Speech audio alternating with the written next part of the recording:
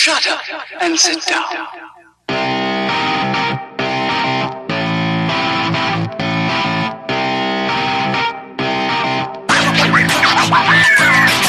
What's up, everybody? Welcome to a special episode of Third Shift.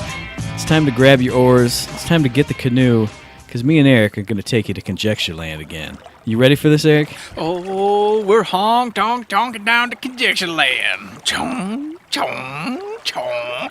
I hear them seagulls. Caw, caw, caw, caw, caw. Oh, Matt, look at them all. Oh, they're flying away from the little island. Yes, make room for me and you. I still have objections to the fact that Speculation River goes chonk as you oar through it. It's not like a river full of gravel. Just chonk. It's full of blood and mutagens and poison. It's full of hopes and dreams is what it's full of. There's dead trolls in there. There's a lot of things. We have river. two entirely different visions of this river and of this land. Apparently we do. You got to get through a lot of poison to get to that beautiful island, man. I guess that's the boundary between real life and the magical land of conjecture. See? Just where it's all beautiful and fun and magic. You're starting to get there. You're starting to understand, man. Don't worry. I'm going to get you there. I don't want to know this. One canoe trip at a time. No, I don't. Don't worry. I don't like it, no. Oh, gosh. Well, as Matt said, it's a special episode. I don't even know what we're going to call it. It's a Conjecture Land special. It's 2017 Conjecture Land. We're going to hit all the bases. Yeah, it doesn't even have a number. Nope, no number. It's just a magical episode that could be placed anywhere inside the 2017 bubble. That's what I'm saying, yeah. Yeah. Perfect. Beautiful. I like it. Before we reach the actual shores of Conjecture Land, we have to take our binoculars out and look into the possible future of the actual world. This is like the planning tributary off of Speculation River. Well, true. I agree with that. However, I kind of want to at least have the tip touch the island, just in case something doesn't go quite as planned. Okay. Because then we can always fall back that we were on Conjecture Land, and we can't be held responsible. So, okay, here we go. Sploosh, sploosh, boop. Oh, the front of the canoe just bumps against the shore. I'm not sure if this is a sandbar or not. We may be there, we may not. But while we're here, let's pause and talk a little bit about this year for Third Shift. This is the dumbest open in the history of podcasts. No, it's this amazing. Is the worst I thing love we've ever done.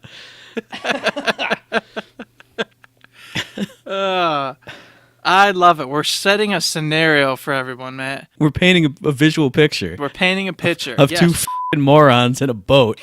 In a boat, yes. That's Third Shift. What do you want from me? That's the new subtitle. Third Shift, two morons in a boat. So before we step ashore to Conjecture Land, let's go ahead and talk a little bit about what we're hoping to do in 2017 to push Third Shift forward, to add a little bit to our little foyer into this podcasting world. Matt, tell us, what is one of the first things we want to start working on this year? I had them listed down, and I closed it up. I'm like, I'm going to remember all this. I'm totally blanking on what the first big one is. Oh, no, I'm not. We want to get more involved with the community, with some of our fans. So a couple times during the year, we want to have guests on the podcast. We've had some people saying they'd love to have, interviews or like a call-in type segment. That's something we're definitely looking at, something we would love to do, starting off sometime fairly soon here, but no official dates on that yet. And we don't want to make it to where, obviously, it's every other episode. It's going to be just a few times this year, because obviously we're just two Joe Schmoes getting into this little shindig. But we're excited to get that going. Like Matt said, it's going to be a little bit. But look forward to that. Some interviews / guests on the show to spice things up and add a different viewpoint to some of the craziness that we talk about on a weekly basis. That's right. And like we were talking about in the meeting earlier today, so far we're not planning this to be super serious interview segments. Our kind of vision for this is basically another person in on the show with us. So as we're talking about, the battle plan or the hot fixes or whatever is new and cool in the Gearbox universe, that person could chime in with their opinions too. Maybe even take somebody on a trip to Conjecture Land, who knows? Kind of a fun interactive experience more than just, hey, who are you and what do you like to do? I like to do things. Great. Plug your Twitter. Thanks, bye. Exactly. And speaking of that, you kind of right there just made me think, well, the key times to do that would be during big updates, new character releases, things for like Battleborn, obviously huge announcement of future games, something that's an easy topic just to get in there and really get a great conversation going, and or invite them onto Conjecture Land. But, we got to be careful about that because that's a wild place. So there's only so many people that can fit in this canoe anyway. I mean, you and I are pushing That's true. So maybe one other person once in a while. That's about it. So besides the interviews, we also talked about upgrading the website. And by upgrading, I mean several things. First and foremost, actually upgrading the website. It's pretty bare bones right now. It's got the basics of what it needs. It does the job. But we want to kind of give it a little vibrancy that makes people want to come check it out, see what's going on. Yeah, and speaking of that, I mean, I don't think you and I are even on the website, like, ever. I check it once or twice just to make sure a post is looking good. But we want to have that be kind of more of a, kind of a team collaborative effort in there. Maybe if you and I did something cool, like you went and saw a cool movie, I was playing through some old game, we want to write up a little article about it. Again, nothing super serious because, I mean, it is us. It's Third Shift. It's three goofballs. But we want to have more to the website than just, here is episode 15. Here is episode 16. Boom. Adding to that, we had the idea of thoughts of Third Shift, which is precisely where we'd put things like that.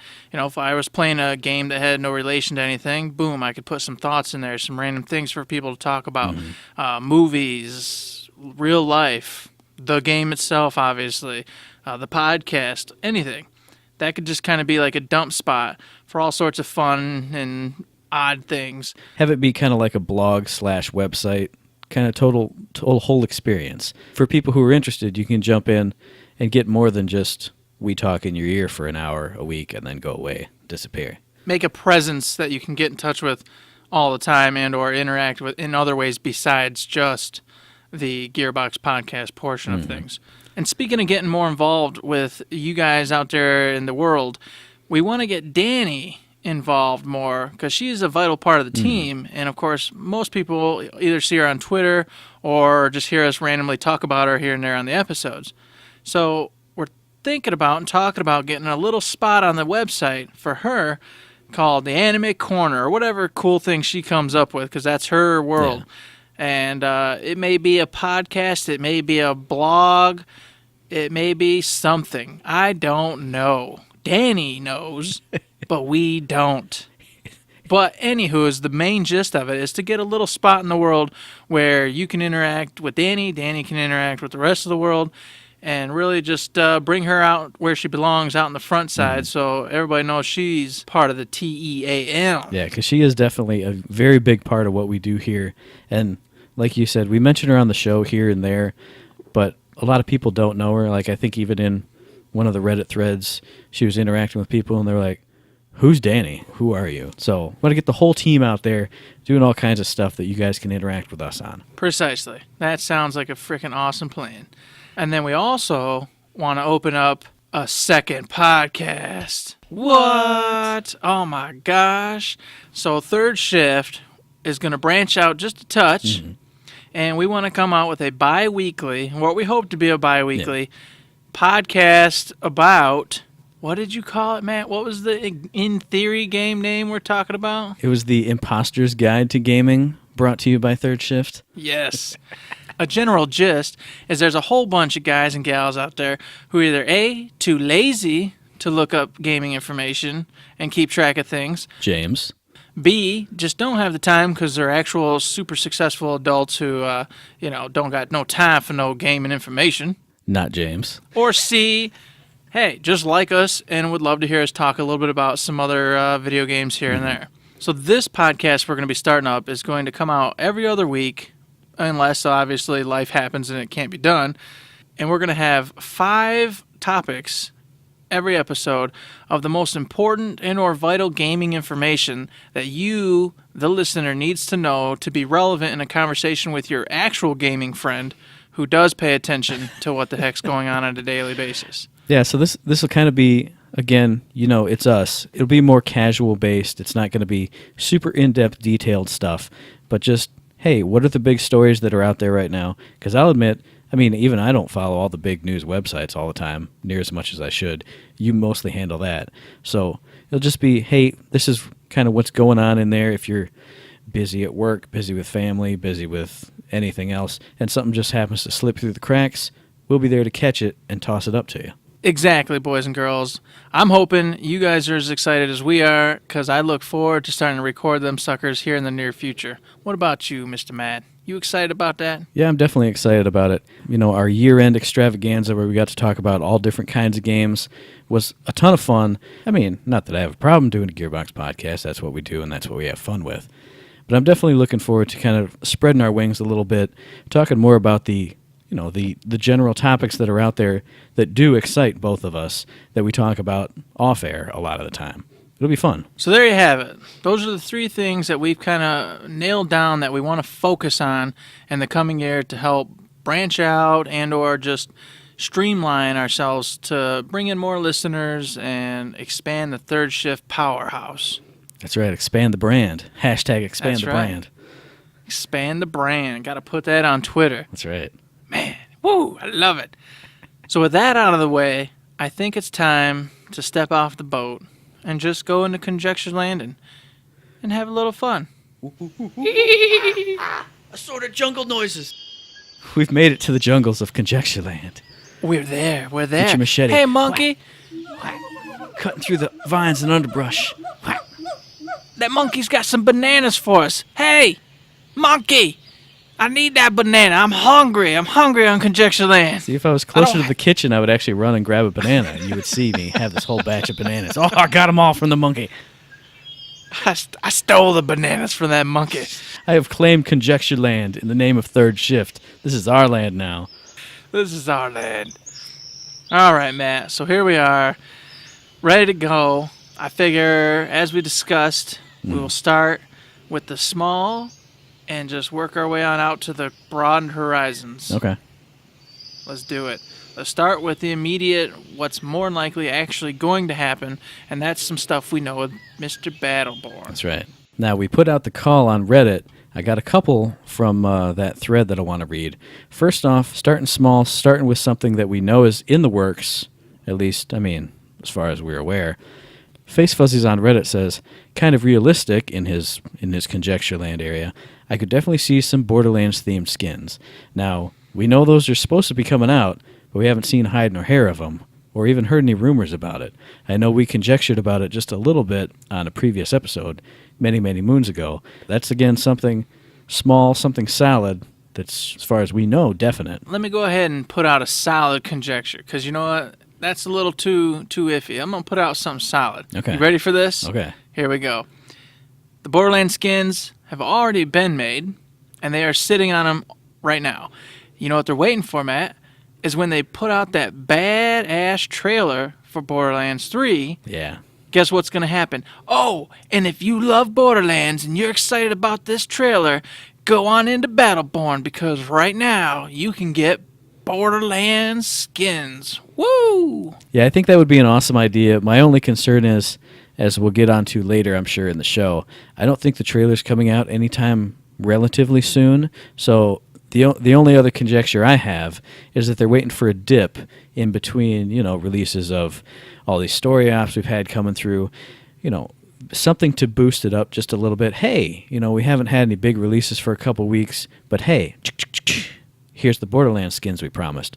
Boom. I definitely agree with you that they're probably at least like 95% done, if not all the way done, and just waiting for the perfect time to release. So there you have it, boys and girls. We agree that those suckers are already done and they're just sitting there with them, but we differ on when they're going to give them out. Borderlands trailer or a dip in the release material for Battleborn itself. We'll find out in the future. It's true. So what's another one those Reddit crazies got for us? Now, some of these people, I think, kind of went Christmas Wish / Conjecture Land on this stuff. But then our next one comes from Ranmaru Ion. This person's got a couple of things, so let me buzz through them real quick. First of all, it says, more Helix options. I don't think they should just keep on adding, like to level 15 or whatever, but simply having 3 options at every level for every character would be awesome, preferably more helixes that outright change skills. And I think that's something you could do pretty easy. Now, second one, weapon and effect skins that you can unlock/purchase. Now, for example, it doesn't need to be complex. Just because I want to play a purple Miko, I might want to use the pink skin kunai and more rare skins that change the colors of certain skins. Like a red Miko skin, maybe make the healing beam red too. I think that'd be pretty interesting, being able to customize the colors of your characters a little bit more. Well, Matt, I appreciate what he's got to say, and while I think that would be amazing, I'm going to look into the future here. Let me pull out that glass ball and rub it. No. I don't foresee them messing with the helixes really anytime soon or at all, to be quite honest. I think they're more concerned with just finding a good balance with the way things are currently, and they're not going to add a bunch more moves and or abilities to just make that all go out of whack again. Mm-hmm. With the skins one, once again, great idea. That'd be kind of cool, but I don't foresee it happening because that would start requiring all sorts of strange coding and adding on to this and that to get the different color schemes going, and then of course making the abilities match that. That's a lot of work for I would think little reward, because no one's going to actually really appreciate that except for the people who already play. And yes, you should make sure the people who already play appreciate the game, but I don't think that's the best way to do it. Yeah, I agree. I don't think either of these is really likely. But I think, again, kind of going off of what I said with the Borderlands skins, I think helix options would be a nice, not so easy, but a nice way to kind of keep the momentum rolling for when all your big releases are gone. Hey, we've just updated, now everyone has a 4th mutation. Here's where they are, have fun unlocking them. Maybe you have to do kind of a special thing, have a master level mutation unlock. That'd be something pretty cool, something else to dive in and play more Eldrag, get him mastered up, get his master mutation. As far as weapon and effect skins, I think the way they've got it right now, it would make it too hard to, say I've got the blue skin and then my effect skin is this or my weapon skin is that. But we've seen weapon skins in all kinds of games pretty much everywhere. So I think it would be a fun addition. I agree. I don't think either one is very likely, but I think they would be pretty awesome if they did. Awesome is one thing, but reality is another. Although I will say that master one is pretty good idea. A master ability, if you master them, boom, there's a special one that opens up way down at the bottom for you. Mm-hmm. Gives you one extra ability. And it'd be something more for fun, because it would be unfair in a PvP realm, obviously, if they're using this awesome mastered ability and of course you don't have that. So it'd be more like, hey, you could tie them together. The master one changes all their effects to some like kamikaze, Dragon Ball Z kind of wacky world, where it's 10 times cooler looking, 10 times bigger looking. Does the same damage, does the same things, but... How about this? You just sparked me. Since everyone has all those special little neat effects, like Eldrag, when he does his Dragon Splash, the little candy pops out like a piñata. How about when you get that master level unlock, like you said, it's like 10 times bigger. He has this giant explosion of candy. Or Galilea's goop just like has crazy giant tentacles that are flying around. Crazy tendrils, yeah, all over. And Alani glows, make her just glow so bright, it's unbearable. Yes. It'd be amazing. Yeah, like little cosmetic things. I think that would be pretty awesome. Because otherwise, the only way to know that you've mastered Eldrag is to put your Master of Eldrag title on. And, I mean, why would I ever put that over Old Man Cranky? Never going to happen, no. So, all right, now for a little bit of downer conjecture lands from these Reddit people, because you can't trust anybody on Reddit. We have 2 people who predict the same thing. This first person has actually been deleted from Reddit. It says, it's going free to play. Those price cuts were deep and sudden. Our secondary person is Dexter345, who says, you'll get 3 new story ops, 1 new character, then nothing else until it goes free to play. I mean, we know that Randy Pitchford said the free demo was coming. He wasn't saying going full free to play. So that's been in discussions for a long, long time. The only thing I will say to this is that when they announced the features for the winter update and said that all the characters were going to be unlocked for anybody who's got the game already, that really screamed free to play or free demo setup for me. Because that's exactly what you would do if you were making a free version of the game. You'd have that version have characters locked. And for anybody who bought the game, who has the actual base game right now and can play it, you're going to have everything unlocked. That'd be just one more incentive for, if you have free-to-play or a free demo, you can, get this microtransaction, $5, $4 or $5, unlock all the characters right away. I don't know where I stand on this. I believe there's going to be a free version at some point because it's been discussed. I don't know if it's going full-on free-to-play. I feel like the game's not really set up for it. No, I think we're only getting the free demo. And then if it goes free-to-play after that, that's not on me. That's on whoever else is out there. I'm going to mostly agree. I think because it's already been discussed, Randy Pitchford said himself, we're going to get a trial version of the game, which, as you said, is going to have a whole bunch of locked characters, and they're going to rotate by weekly or whatever it's going to be. Mm-hmm. And if you like what you're playing and you really don't want to have these limitations that they place on you, then you purchase the game, and as you said, boom, all 25 base characters are going to be unlocked, and you're going to be able to play all the matches, all the rounds, everything you want to do. I think that's going to be the route to go, and I don't foresee it becoming straight up free to play. Yeah. I think they're going to ride or die with a trial version and then the base game that everybody purchased. I think the only thing that they would do that would be kind of a mix between free demo and free to play would be buying features of the game in chunks. Like you get the free version and you've got like 2 story missions and like half the PvP maps or something.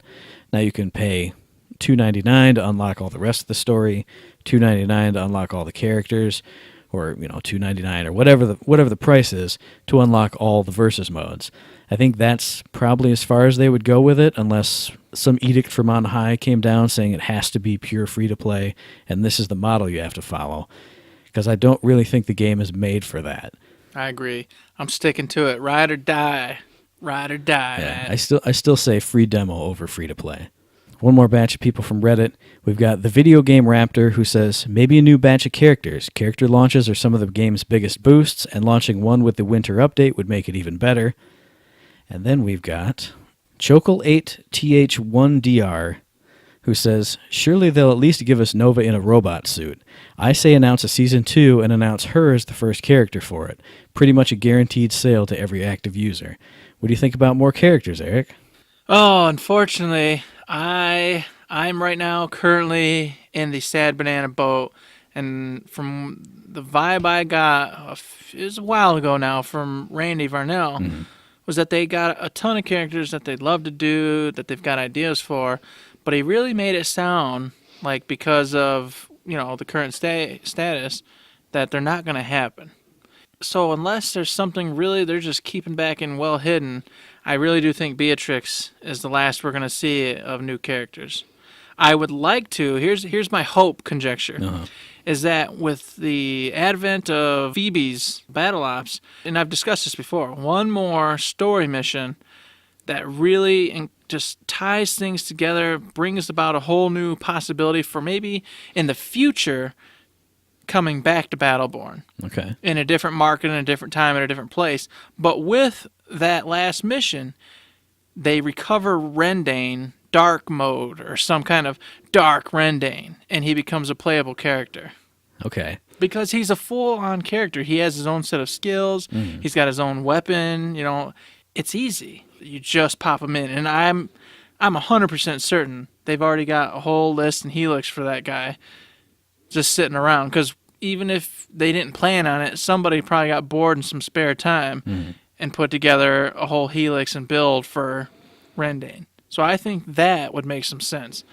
Realistically, I'm going to say probably none of that's going to happen. All right. I think things will get tied up with Phoebe's battle ops. Well, since you want to make everybody cry and make everybody sad, I'm going to be Positive Jones. I'm going out on a limb, and I'm saying, caveat Jones here, I'm saying if we don't see Nova in a robot suit before Phoebe in the Heart of Ekinar, I'm saying we see her in that mission. At least, even if she's not playable, boom, she's in that mission, and then, a couple weeks down the road as the hype train just builds and builds and builds and builds, and people are like, oh my God, I saw her! She was right there, let me play her! Then they drop her. For like 4 or so weeks after that last operation drops, hey, surprise, guys, here she is. Full helix, full character, full everything. Boom, there's your Nova.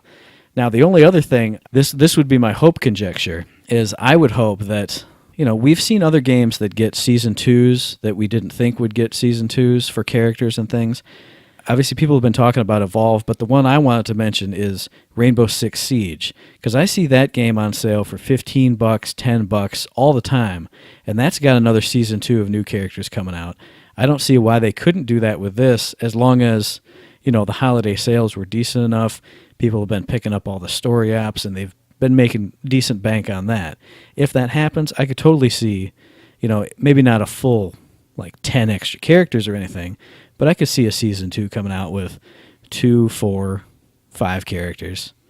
That's my hope conjecture, is that somehow a Season 2 does get produced. But my going out on a limb conjecture is we see Nova in a robot suit in the last story app, then we get her 4 weeks later. Boom.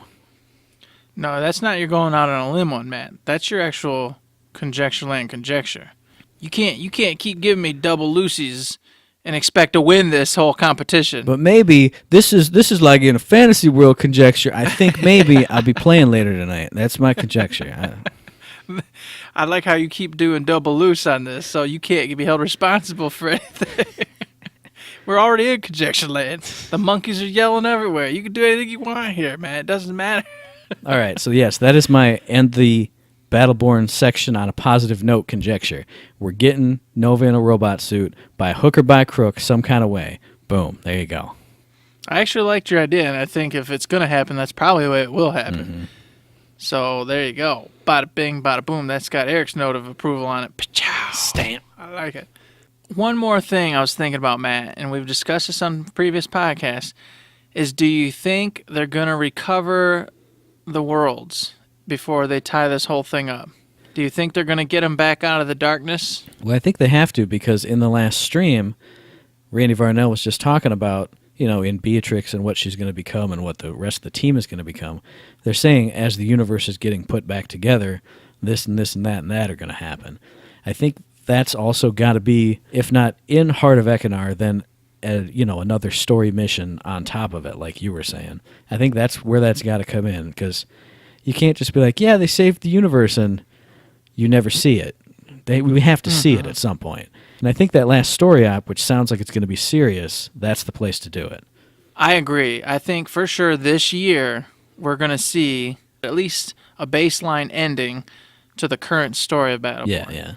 And on top of that is I think we're going to get another really awesome, huge 5-7 minute long back-end anime cutscene. Oh, yeah. Just like they did with the intro. I mean, I would even take that, even if they don't, show all the planets getting unveiled or anything like that. I would take it in the cutscene form. Maybe you do the action that makes it happen, and then you get to see 5 minutes of, the stars are coming back, and you get to see, new species arising out of their slumber or whatever they went into when the stars got veiled, all that kind of good stuff. And then here's what you could do to tie in kind of what I was saying earlier. He may not be a playable character, but you see Rendane come out of the veil and then take off. So that, like I said, you can put Battleborn on a shelf, and then you have the option to revisit Battleborn in the future.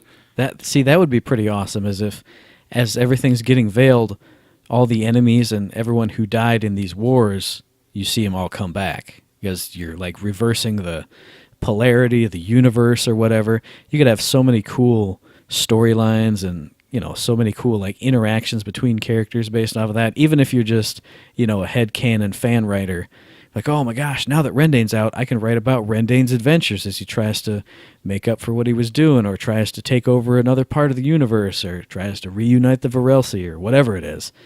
And on top of it all, since they're reversing this whole thing, it's going to open up I don't know how many worlds. Mm-hmm. So if they proceed with Battleborn, or they shelf it and come back to it, they can do anything they want with it. I mean, They'll have unlimited worlds, characters, species, the whole nine to play with and make a new story on. It'd be a smart way to set themselves up for success in the future. And it's all there, because anytime you hear about Lore Time with Randy Varnell, he's going off and off and off on things that, I mean, I don't think too deeply about the games, the things I never even thought about. I'm sure things a lot of people have never even thought about that you don't realize went into this game. So it would just, he's got it up there. So you'd give him an outlet to just spew it all out. Make a new world, make a new this, make a new that. Even if it's just going into a lore encyclopedia, like we've said before, too. So there it is, boys and girls. We will see an end of some kind to Battleborn this year. Yep. Perfect. Yep. We did It's going to happen. There it is. We did it. Battleborn is wrapped up. That's what's happening this year. How about this? Maybe once they actually conclude development on it, just as a farewell to the fans, that's when you drop that 5 to 7 minute cutscene of just, hey, thanks for everything. Here's what's happening. Here the universe is getting restored. You've done it. Thanks for all the wars you fought, to make the Battleborn universe a better place. Da-na-na-na-na, we did it. Go team. See you guys in the next fight. That's right. There. Boom. Future has been told. The monkeys have given us their truths. We're eating of the poisoned banana.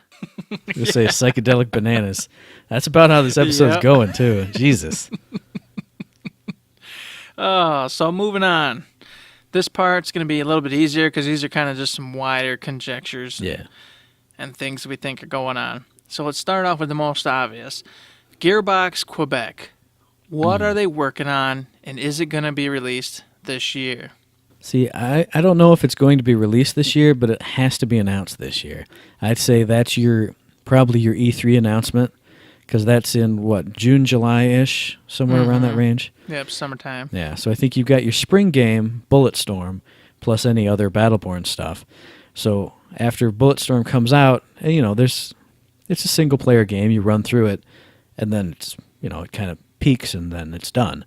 I think as your next boost people up thing, you show off a big old gameplay trailer of whatever it is Gearbox Quebec is doing, drop that at E3, there you go. And maybe, hey, it's going to be out by the end of the year, 2017. As for if it's coming out this year, I'm going to go ahead and state that it is indeed going to hit or try to be hit by winter 2017. I agree pretty much with what you're saying.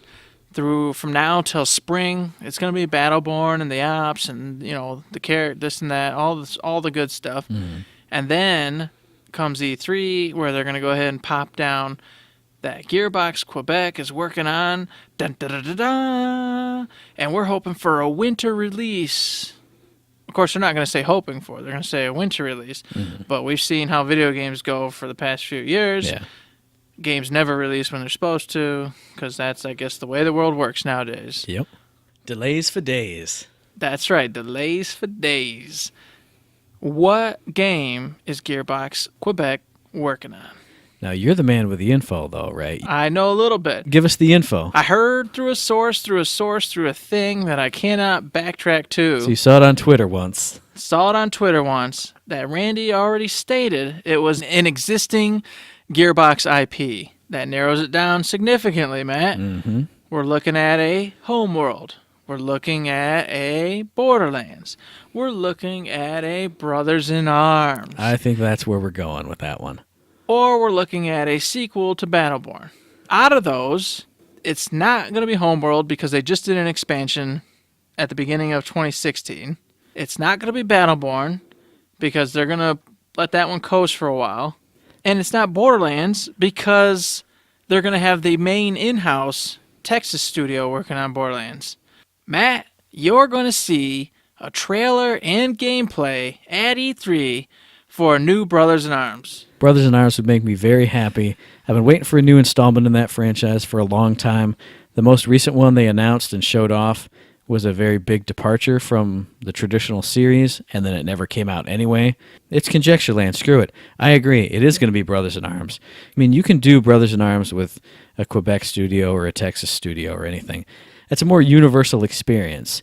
You can have teams from all different areas, all different styles, working on that kind of a game. Like you said, they just did something for Homeworld. They just did, the re-release of Duke Nukem. I don't think they would have like a double dose of Duke, that close to each other either. Which I forgot to mention, Duke, my bad.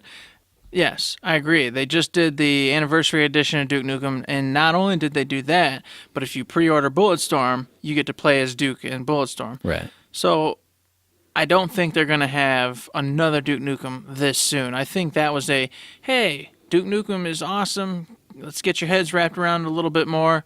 And then, boom, in the future, we're going to see something, but not right now. Plus, like you said with Borderlands, I think Duke Nukem would be a more, directly in-house property, unless they were just having them work on, like, the gameplay of it. But I think these days, for a game that's, kind of humorous and funny like that, you need to have gameplay and story and acting and everything all just in the same location. So everybody's working from the same page on that kind of thing. I don't think it's going to be Duke either. And to be honest, I think with Duke Nukem, it's going to be a little bit, I think they need to rework Duke Nukem's humor. Mm-hmm. Because whilst I appreciate those kind of crude, lewd, and crazy jokes, a lot of the gamer base and world nowadays isn't appreciative of that kind of stuff. So I would say that they need to look at that, and even though they may not agree, maybe they love all that old school Duke Nukem kick-ass and chew bubblegum, which there's nothing wrong with that. Mm-hmm. Unfortunately, I don't think the rest of the gamer population as a whole likes that kind of stuff right now. Maybe later they will, maybe they won't, but I think that needs to be taken into account and changed up a bit to keep Duke Nukem, but make it so it's humorous and relevant to what the players are going to want. Otherwise, the game won't sell, and that's not what Gearbox wants and or needs. Now, how about this? Thinking about, hey, who knows and really likes Duke Nukem? Old people like you and me. I think the only way they could have Duke Nukem work without having to rework his entire humor style and everything, how about this? They do like an 80s throwback Far Cry Blood Dragon style game with Duke. Have it be like an 80s sci-fi theme, all neon and frickin' lasers and all that good stuff. Have that be the Duke Nukem game you release. Have it maybe be like a downloadable title. Maybe have it go back to side-scroller with 2D animated cutscenes and stuff, like you saw in Blood Dragon. Oh, that'd be gorgeous. That would be gorgeous. I agree wholeheartedly with that. Yeah, then people were like, oh, hey, he's, just mouthing off and shooting one-liners and being stupid, but it's an 80s throwback. That's what all those 80s movies were, and he was basically a send-up of all that, so I think it would be the perfect just mash-up of styles right there. And you could get away with that in this day and age, because old people like you and me and everybody is nostalgic for that kind of stuff. I think that would sell like hotcakes. And not to mention, you put something like that, it could get on the Switch, so you could have it portable, plus it's a single-player game. Boom. You ain't got to worry about online exclusivity and all that other garbage, and away you go, man. I'd love to be sitting at lunchtime playing some 2D side-scrolling Duke Nukem action. You could have that be the title screen, is Duke just cramming a Duke Nukem 2D, like Nintendo-style cart into an old system and go boop, boop, doot, doot, doot, doot, doot, doot. Exactly. That'd be the very first joke. He'd be like, why won't this thing work? As the screen is scrolling text and garbage, pulls out the cartridge. Why do I have to blow into this crap? Or, this game blows. And then it works. Yes. I like it. That's some fun things to think about. Hopefully Gearbox, they're already way ahead of us and know what the heck they want to do with that franchise. Oh, they are, yeah. But I don't think we'll see that this year. So, like we already stated, I think we can pretty much rest assured Brothers in Arms is what we're going to be seeing out of Gearbox Quebec, probably winter 2017. So, Mr. Matt, with that little piece of information out of the way, do you think we'll see anything for Homeworld whatsoever this year? I think it's possible. I haven't really ever followed the Homeworld series, so I don't know enough about it to really make a strong conjecture on that. I would say no, just because since it is an RTS series, those kind of need a lot of time in the oven, before they're able to be released, unless it's some other kind of expansion or remastering or something. I would say no on that, just because we got one installment of it, one little dose of it last year. I think you go maybe every other year with something like that. What about you? I agree. I don't think we're going to see too much out of Homeworld this year. Like you, I don't really play it. It's not a genre of game I'm that into, which is unfortunate. I wish I could like those games. That way I could cover it and pay way more attention to it and for any of the Gearbox guys and gals out there that really love Homeworld, they tune in and go, oh, those guys don't even talk about Homeworld. Mm-hmm.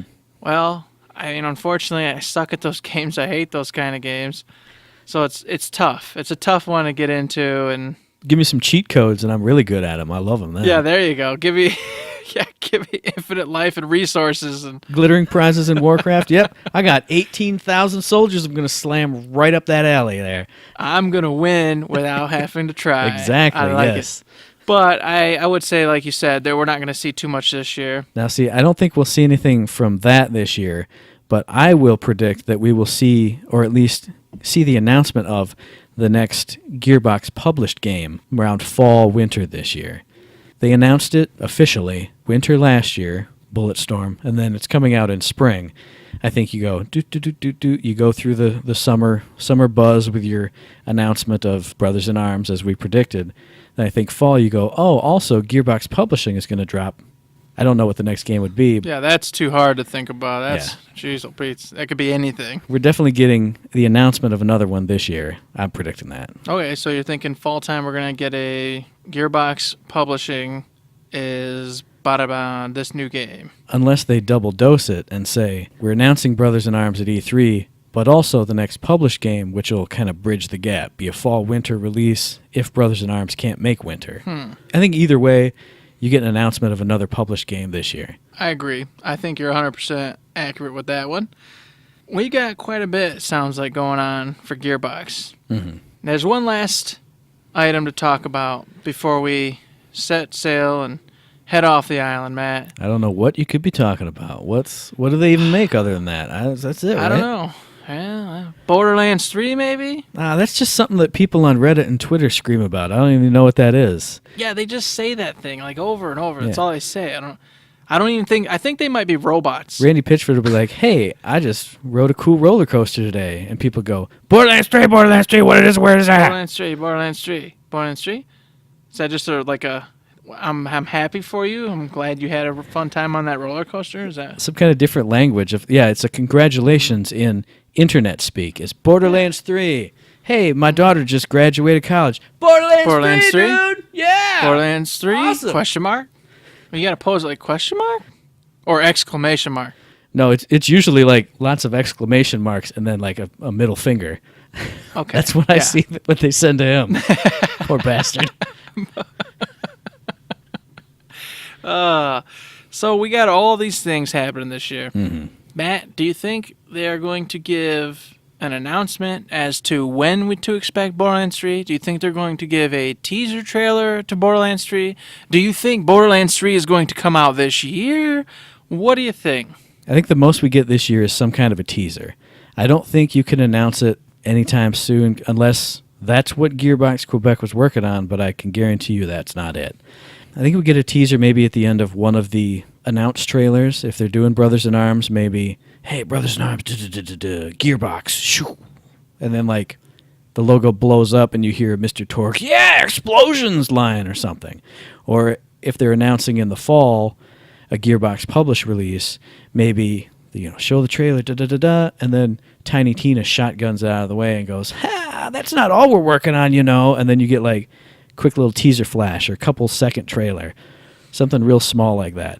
I don't think it's coming out this year. I don't think you're getting a firm announce date this year. I think you're getting a teaser and more confirmation that it is in the pipeline. I don't think we're getting more than that. All right. Let me tell you exactly what's going to happen, Matt. Here's how it's going to go down. E3 is going to hit. Mm-hmm. Everyone's going to be like, this is where they do it. This is where it happens. We're going to get that Brothers in Arms, hey, this is what we've been doing. And it's going to be a really awesome trailer. It's going to be kick-ass, badass, and it's going to fade to black. And you know what's going to happen, Matt? Exactly what you said is going to happen. All of a sudden,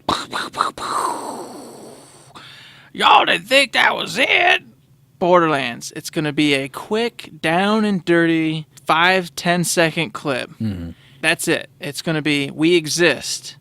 That's all you're going to get. Yep. And everyone's going to go, what's that mean? What's it even mean? Fast forward time, Matt. PAX West.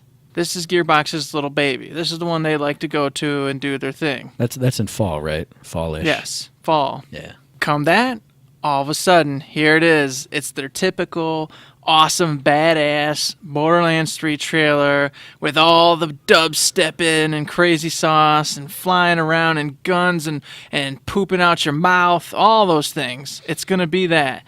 And then they're going to say, coming to you, summer 2018. That's it, Matt. That's exactly how it's going to happen. I see. I still don't think you were getting a full announced trailer or announcement with a date trailer even then. But I think that's the point where you drop like a 10 to 30 second gameplay video if you've got all your assets together. I would go so far as to say that you get some footage of it, maybe just a hint of what's happening. Jump cuts to different worlds, different enemies, different gun types going off, just enough to whet people's appetites to be like, that gun looked like it was firing feathers. What this enemy looked like it was jumping and spinning. Oh my god, I don't even know what's going on. Oh, it looks amazing. And then everyone can go on the message boards and speculate. I like it, but I think you're wrong. I think you're wrong, you son of a bitch. What Eric said is going to happen is going to happen. There you go. We're different on that one. Yep. Time's going to tell who was right and who was wrong. It's true. And on the last trumpet note of Borderlands 3, and of course Conjecture Land in general, man, what is Borderlands 3 going to be? I think you're looking at a system like Division, like Destiny, some kind of online multiplayer. I don't know that it's going to be, massively open where you see like 10 million Vault Hunters running around, but I think it's got to be, one of those online systems. You can roll in a team of 5 or so, go to the different planets all around, because we saw there's vaults all over the frickin' universe now. So I think that's where they're heading with this one. I think the big money these days is in those online community-based games. They'd really be missing the boat if they didn't go that way. Have it be Border Worlds, Borderlands 3, whatever you want to call it. I think that's the kind of game we're seeing. Instead of just single-player or co-op, I think it's got to be online-based. I am in 100% agreement.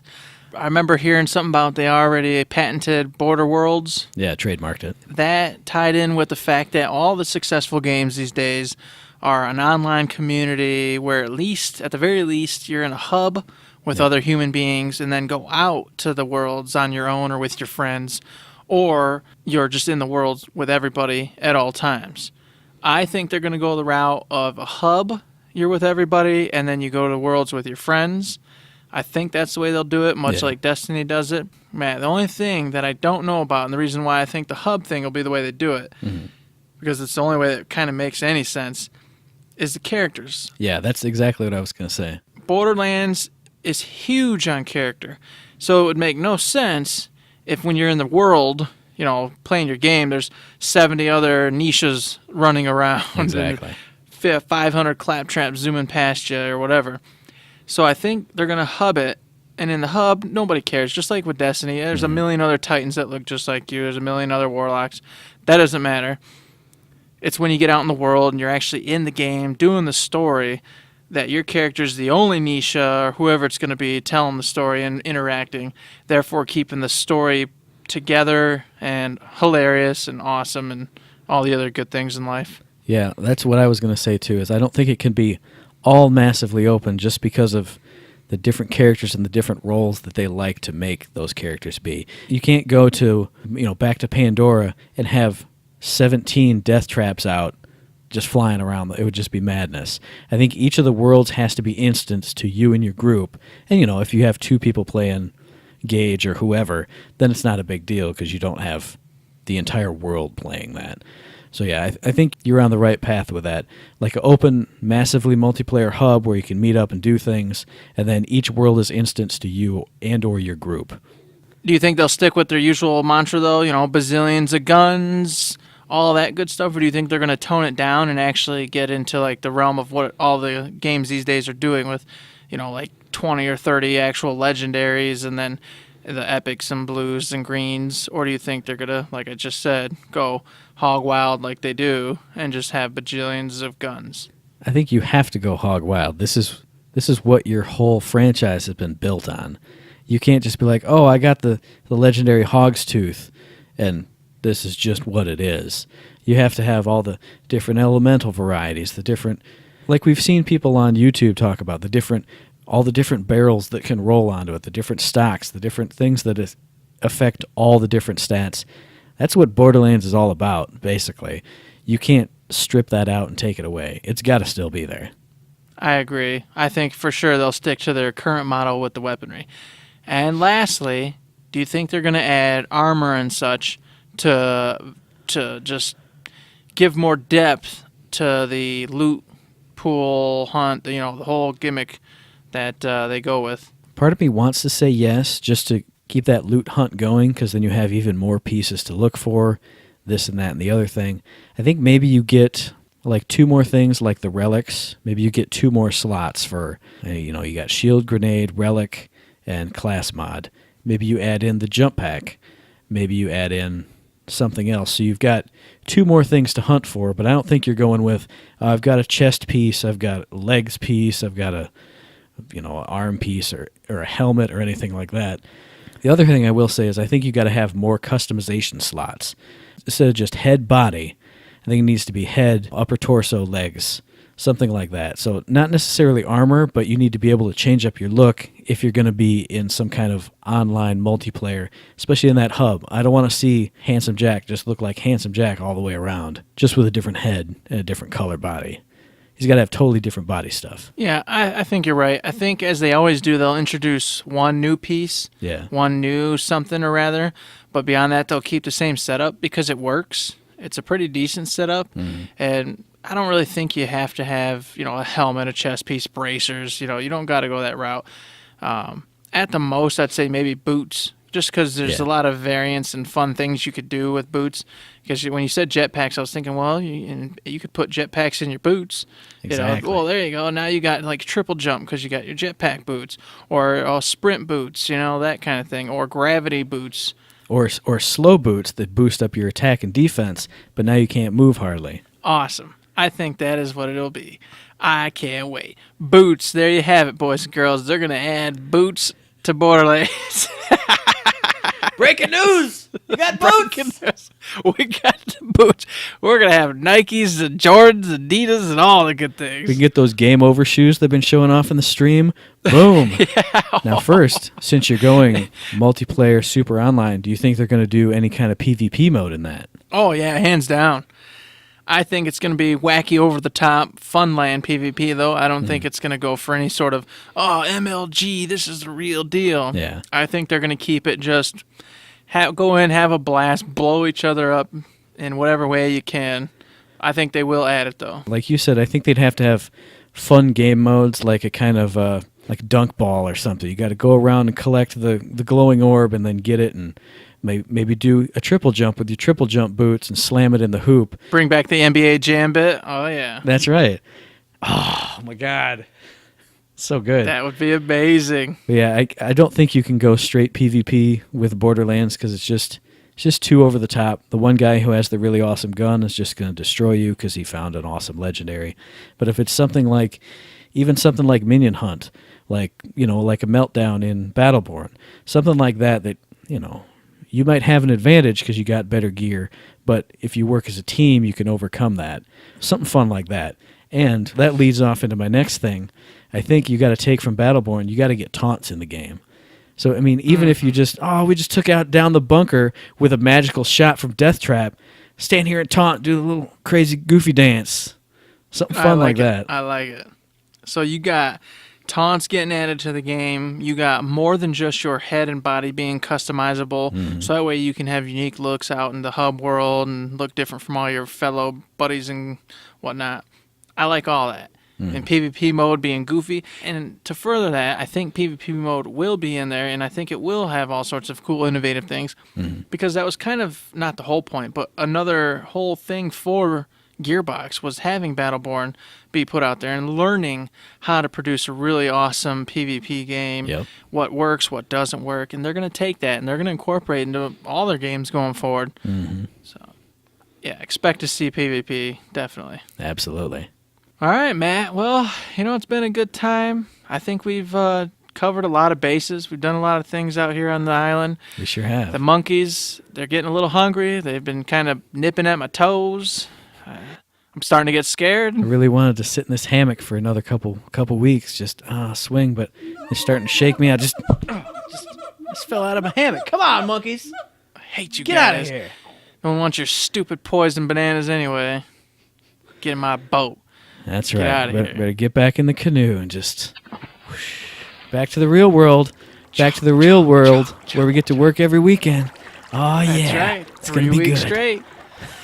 Oh, goodness. Well, everybody, that was it. That's what we think is going to be happening this year and in the foreseeable future with Gearbox. We're not going to be wrong because we're freaking amazing That's right. and smarter than the average bear. Hey, boo-boo. Hey, boo-boo, go start that fire, boo-boo. Snarf, I can't help myself.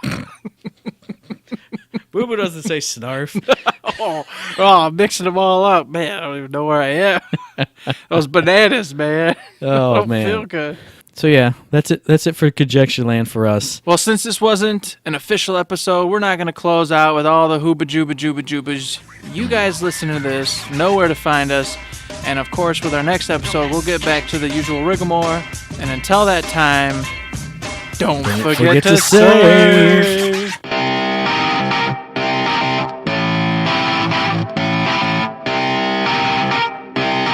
Shut up and sit down.